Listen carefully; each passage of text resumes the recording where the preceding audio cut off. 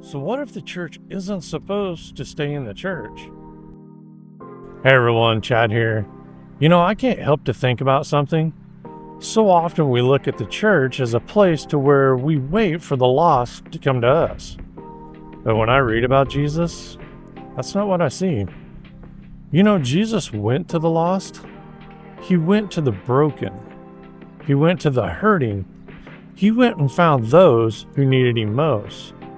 He didn't spend his time waiting for people to find him. He went to where they were. And before Jesus ascended into heaven, he gave us this command in Matthew 28:19. Go therefore and make disciples of all the nations. Notice he said go.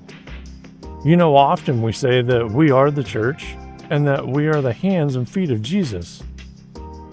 But the hands and feet were made to move. Now, don't get me wrong, we should absolutely be ready for people that walk through our church doors. We should welcome them, love on them, and point them to Christ. But maybe we should also be willing to walk out these doors in the church and go find the people where they are. You might ask, well, how do I do that? Well, there's so many ways.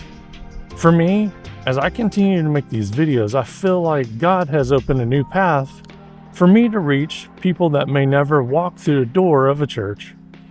They may never sit in a pew, but they might actually stop scrolling long enough to hear a message of hope.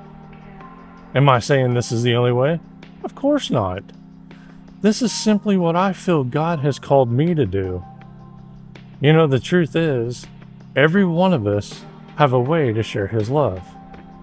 So as you finish this week, let me challenge you to look back over your last few days and ask yourself, how many opportunities did I have to smile a little more? What about love on people a little better?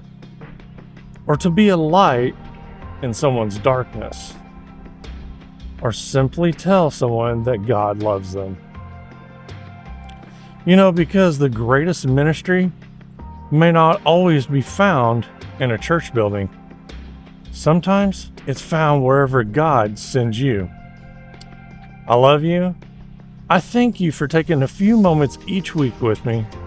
And my prayer is that every time we spend these few moments together, you leave encouraged, strengthened, and a little bit brighter as you go about your day. God bless.